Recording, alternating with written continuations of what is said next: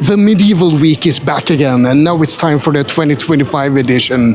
It's been running since 1984, so it's more than 40 years old, and there's more than 40,000 people here. Well, maybe not right now, because it's spread out over a full week, but it's still the biggest medieval festival in the Nordics. This year's theme is water, and yeah, it did start out pretty wet on Sunday, but things got better. Anyway, let's see what you can find at Medeltidsveckan 2025.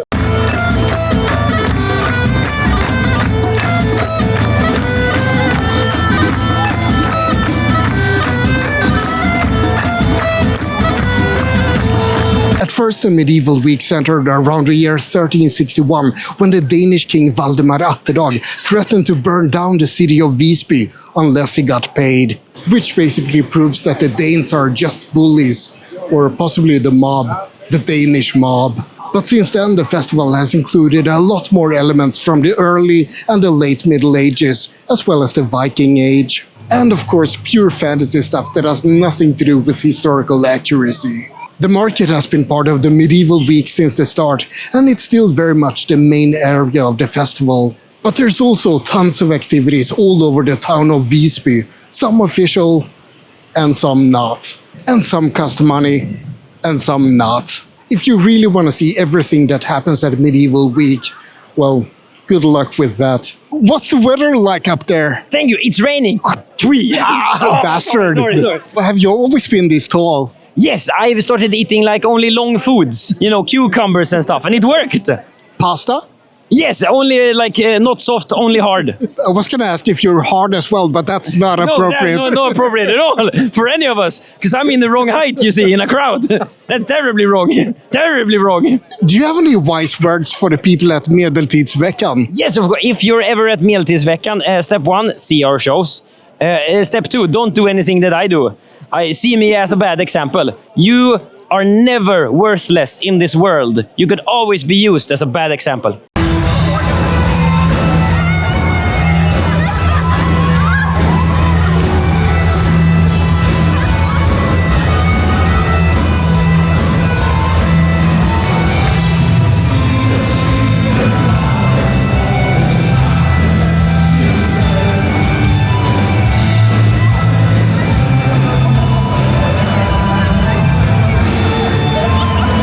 There's a lot of activities happening at Medeltidsveckan. Even if I were to try to summarize everything, it's impossible.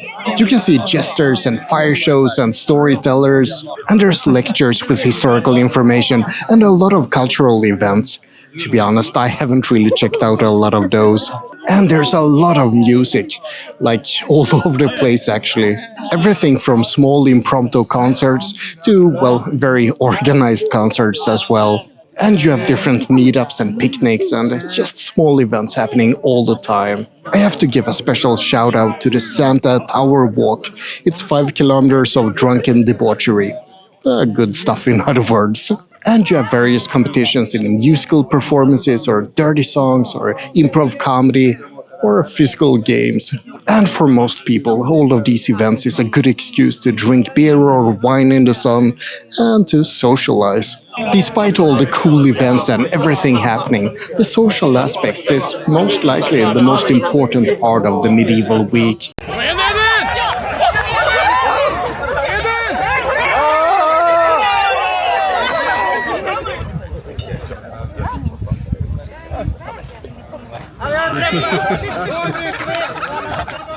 Pour some out for one's homies if you like. What do it in here?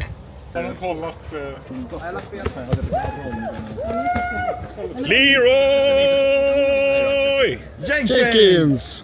I hear that you're the founder of the Carrot Order. What's that all about?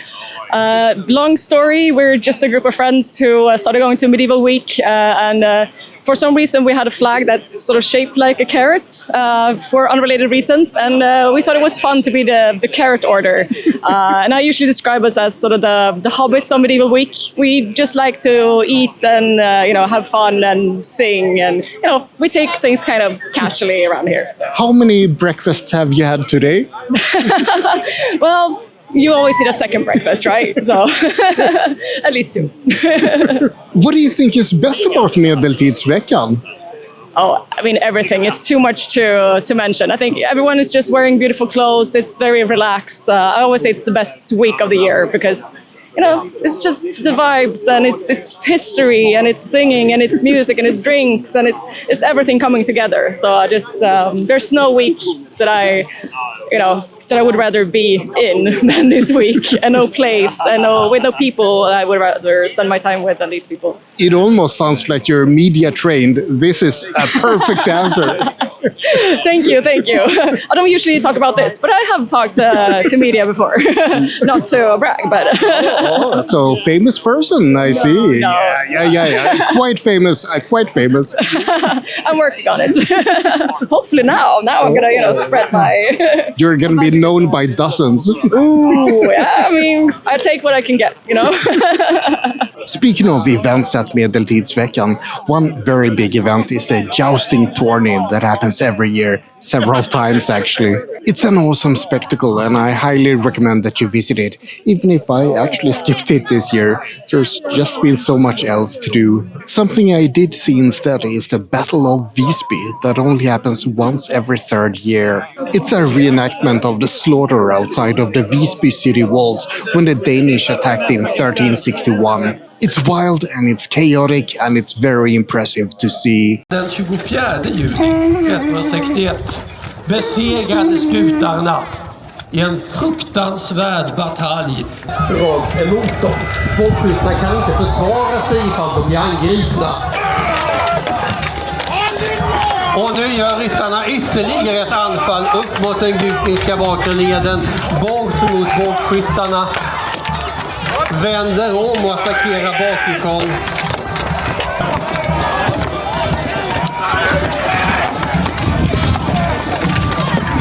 What do you think is best about Medeltidsveckan? Probably the companionship you can find from all the people, and also it's such a community and a family around the core group.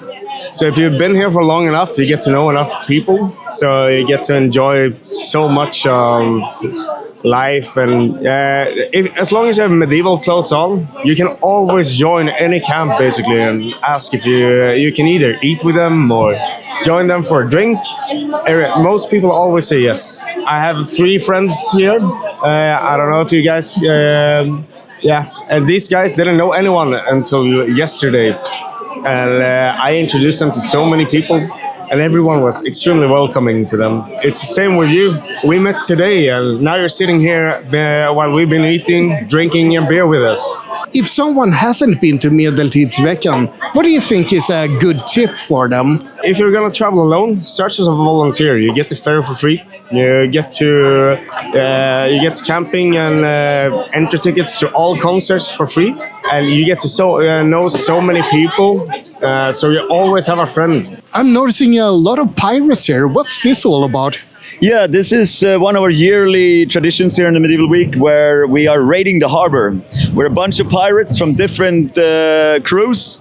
We're going to go here with our sturdy and glorious ships, take them down into the harbor, where we will basically do a trick or treat of sorts, where we're going to get them to give us tons of alcohol. Yeah. Oh, perfect. Okay, so it's actual piracy going on here. Indeed it is. The Coast Guard actually has a very big ship close by, so we hope we're not going to take their attention too much. But it probably is going to go well. So yeah, last couple of years we returned with a kind of very heavy, sturdy sack of loot from this journey. So yeah, I have good hopes even for this year. But the wind is strong, so yeah, we will see. Alice Boss on a friend on Facebook. Alice Boss as a friend on Facebook. Alice Boss as a friend on Facebook. Early in the morning. Hey, hey, and up she rises. Hey, hey, and up she rises. Hey, hey, and up she rises. Early in the morning.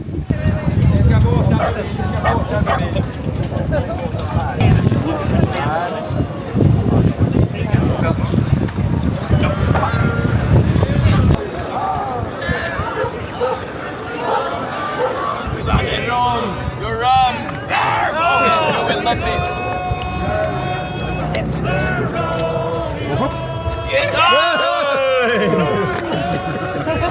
Thank you! Thank you! I spare you! We'll not trade your boat for ours! Here's a pro tip that I just learned. Apparently, if you don't want to pay a lot of money to see performances at Helige Ande, you can sit here and have a sneak peek. Please be aware, I don't condone any illegal activities or unethical activities of any kind. Don't do what I do. Almedalen is a lovely place, full of loud and obnoxious birds crapping all over the place. And just a couple of weeks ago, it was filled with loud and obnoxious politicians crapping all over the Swedish welfare system instead. Something that I haven't seen before at Medeltidsveckan or anywhere else is a strongman competition called Starke Viking.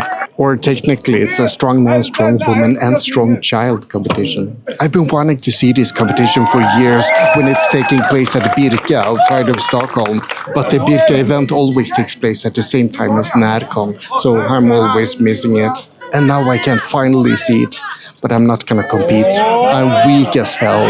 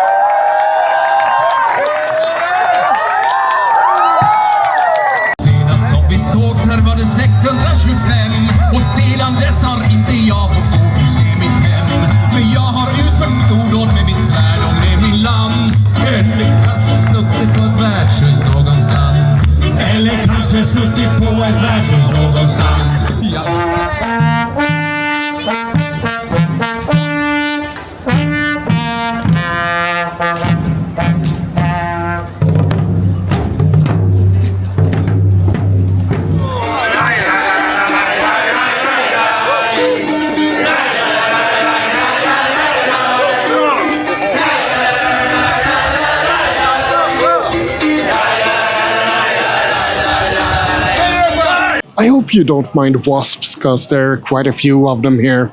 It's the Love Gates. I'm just casually hanging out at the Love Gates. Yeah, I might not be completely sober in case you didn't notice. Now this is something special. Possibly the best part of the medieval week, or at least the unofficial medieval week, is the syntax error chip ship.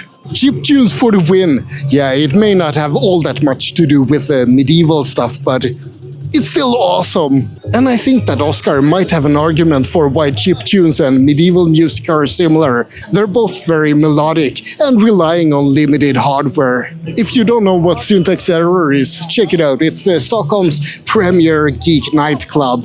I love those costumes. What do you think about the Medeltidsveckan? It's amazing. The feeling here is so good. Have you been here many times? This is the first time we're here. First time ever. First time.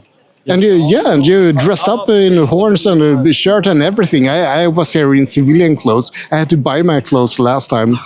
Yeah, we have different outfits for like different days. So yesterday we were a different outfit, and today we're a little bit less clothing because it's more sunny outside today.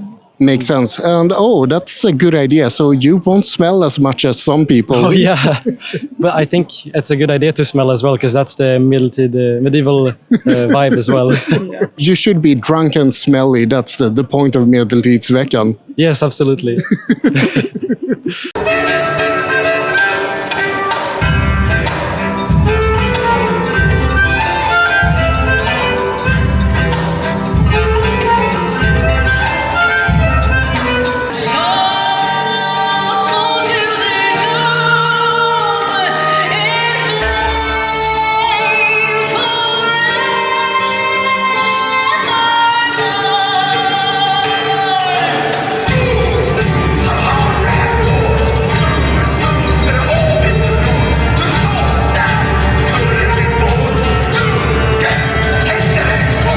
What do you think about Medeltidsveckan? I love it, and it's so fun to be here.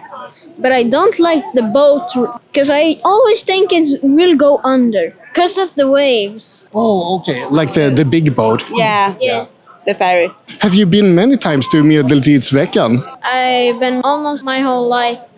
I didn't go 2022 and 2020. And I've been here since I was 10 months. That's amazing. So I guess you guys are gonna come quite a few more years. Yeah. Yeah, this is my 22 year. 22 years at Medeltidsveckan. Do you think it has changed over the years? Yeah, it has. About the band, Yeah. I don't like that, but I understand why. It's a bit more commercial, but there's more people as well, right? Yeah. Yeah. And they make more money. What do you think is best about Medeltidsveckan? The people. It's the music and the people and like the people that are selling stuff, all of that. So basically, music first, people second, and then all the merchandise. Yeah. Oh no, I really wanted to see the Strong Viking competition, but apparently you need a separate ticket for that one. And that's actually something that many people have complained about lately, that everything is starting to cost so much at Medeltidsveckan. First of all, you need a pretty expensive bracelet just to get into the market at all. And then all of the big events and the big concerts cost money as well, with separate tickets. If you want to see something every day, it can easily cost a fortune. That's why many people are pushing for the Unofficial Medieval week, Inofficiella Medeltidsveckan. It's basically a listing of events that are completely free during the medieval week. The people involved in it want to get the medieval week back to its grassroots roots, so to speak. Personally, I do both because I think there are some pros and cons with both concepts. With the paid events, you can do very bombastic and big things and have big bands coming here. But the Unofficial Medieval Week has a much more small and cozy and relaxed atmosphere. So I think that many people do like I do. They attend the normal medieval week and they go to the free events as well. It's just a little bit tricky to have time for everything. 5 centimeter, Trollevad och 3 gärna meter. Jag skrek i njutning natten lång. Vi landar går en fysikal, flickan slår med varmen har. Med svärdet där, det skrivas på kameran, har de konstiga vapen. Here we have medieval fantasy, part 1 and part 2. And it's like the Witcher series with a lot of like Nordic folklore and Swedish folklore. There is a special girl with special powers, and her name is Gelamisalari. So this is part 1 and part 2. So you highly recommend that we read them? Yeah, I do, because this is an epic adventure with like map and everything. So you can like get along in the story, and it's easy to get into. Imperia Eltrun. Imperia Eltrun. I made my own magic system for this world. So it's very advanced. And it won the debut of the year 2023 in the fantasy genre. Oh wow, that's awesome. Is it like hard magic or soft magic? It's more like hard magic. There's a lot to get into because there is different levels. And when you get into it, it's like there are so many advanced levels. So you can be in a beginner level, a novice, or you can be more advanced magician. Sounds a little bit Sanderson inspired. Yes, and it definitely is. Sanderson is one of my favorites when it comes to like putting up limits for your magic. The magic needs to have a source where you pull from, and it needs to be logical. You can't just be a Gandalf going around doing whatever you want and like showing up at the last minute, because that is so predictable. A wizard did it! This did it! And I see a couple of books here too. What's this all about? So I've written 2 historical novels. So it's the first parts in a quintology, and it's about the knight and his fight to do justice in an unjustice world. Less magic and more history. Yeah, exactly. So no magic in this one, just plain old Middle Ages. That's not too shabby either. No, I think it's very fun to write historical as well. It's a bit more real than fantasy. So it's perfect. You have 2 stands here right next to each other. If you want fantasy, you go to the left. If you want historical accuracy, or at least historical stuff, then you go to the right. Yeah, we have a bit of both here. So when is the next one coming out? Next year. Next medieval week. I promise. That's a promise, okay. Yeah, I've promised several people, so I have to follow that promise now. We'll keep you to it.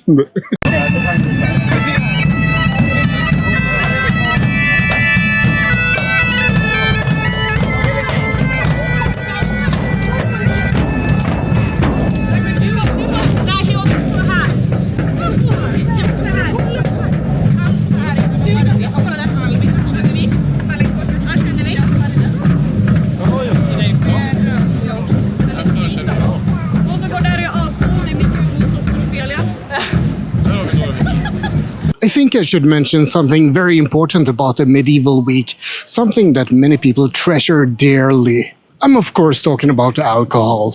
There's a lot of places where you can buy beer and sometimes mead as well. First of all, you can buy beer at the market. That's a perfect way to quench your thirst in the middle of the day.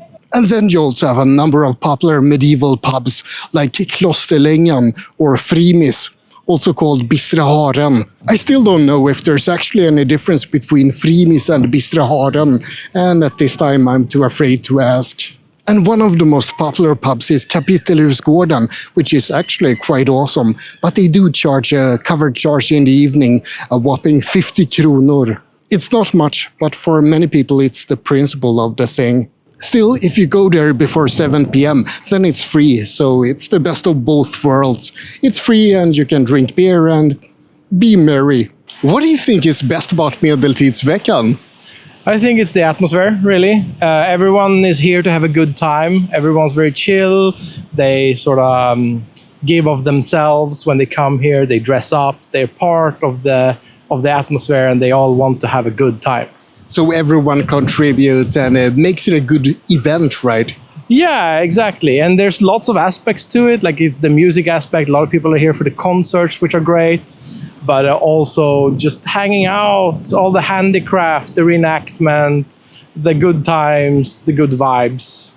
Have you come many years here? This is my 12th year, I believe. I think that qualifies as quite a few. It's a few. I missed the Corona years, of course, sadly. But I mean, that's. I don't miss the Corona years. I don't want them back. That's true. But of course, there was no medieval week, and we missed the one after as well. But other than that, we've been coming every year for over 10 years. So wow.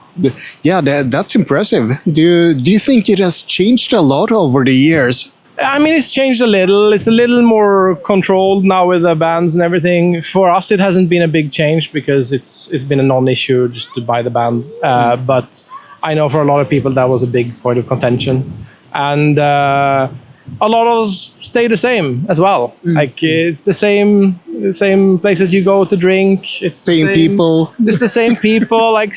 It's the same artists, even in a lot of regards, that play the same things or new things.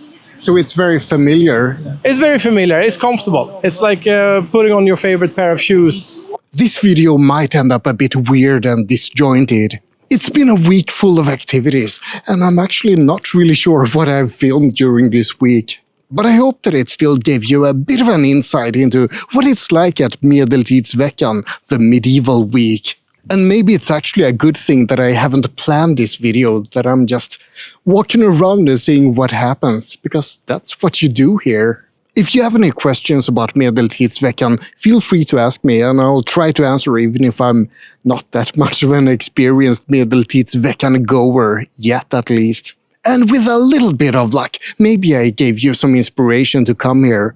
I, for one, don't regret it at all. And I guess that's about it. This was my little video all about Medeltidsveckan 2025. I will be back next year, and I hope that you will too. Like and subscribe, but most importantly, remember to stay geeky out there.